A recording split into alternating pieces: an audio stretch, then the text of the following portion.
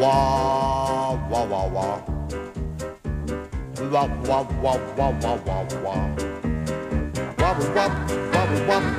Wah, wah, wah, wah, wah. J'aime beaucoup l'humanité. Je ne parle pas du bulletin de l'amicale de la lutte finale et des casquettes Ricard réunies. Je veux dire le genre humain, avec ses faiblesses, sa force, son inépuisable volonté de surpasser les dieux, ses craintes obscures des ténèbres, sa peur païenne de la mort, sa tranquille résignation devant le péage de l'autoroute A6. Il y a en chaque homme une trouble désespérance à l'idée que la brièveté de son propre passage sur Terre ne lui permettra pas d'embrasser tous ses semblables, et particulièrement Madame Lemercier et Yvette du Vésinet qui ne sort jamais sans son berger allemand, cette conne.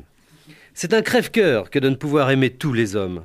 À bien y réfléchir, on pourrait diviser l'humanité en 4 grandes catégories qu'on a plus ou moins le temps d'aimer. Les amis, les copains, les relations, les gens qu'on ne connaît pas.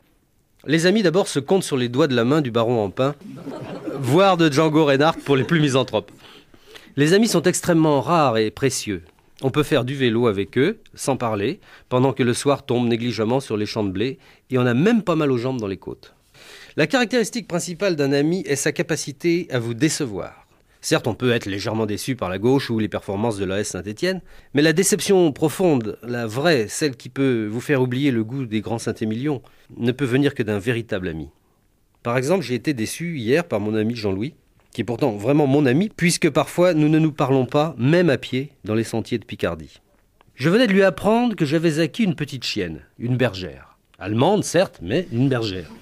Et lui, sans prendre le temps de réfléchir pour pas faire de la peine, il m'a dit en ricanant « Ah ah, t'as acheté un chien nazi, tu as mis un brassard SS, j'espère qu'elle n'est pas armée, ta carne !»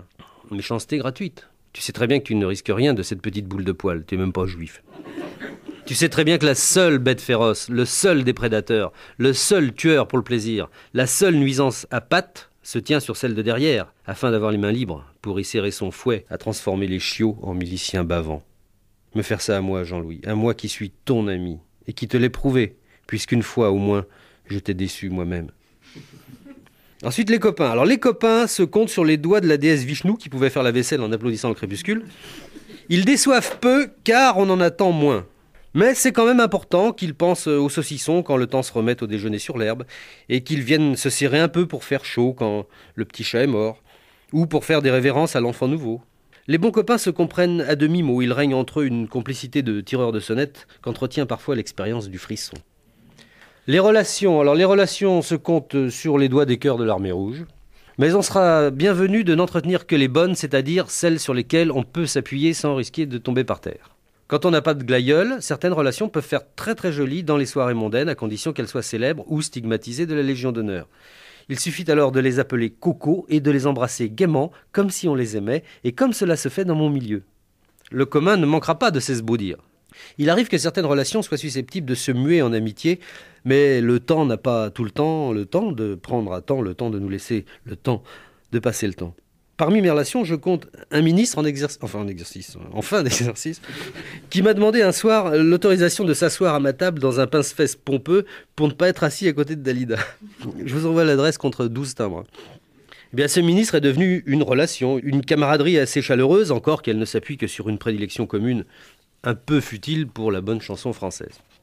Enfin, les gens qu'on ne connaît pas. Les doigts nous manquent pour les compter. D'ailleurs, ils ne comptent pas. Il peut bien s'en massacrer, s'en engloutir, s'en génocider des mille et des cents chaque jour que Dieu fait, avec la rigueur et la grande bonté qu'il a rendu célèbre jusqu'à l'embarrainer. Il peut bien s'en tronçonner des wagons entiers, les gens qu'on ne connaît pas, on s'en fout.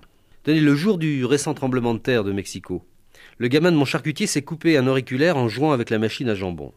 Bien. Eh bien, quand cet estimable commerçant évoque cette date, que croyez-vous qu'il lui en reste ? Était-ce le jour de la mort de milliers de gens inconnus ? Ou bien était-ce le jour du petit doigt ? Je verrais bien une 5e catégorie où s'inscrirait unique, la femme qu'on aime sur le bout des doigts, parce qu'on la connaît par cœur.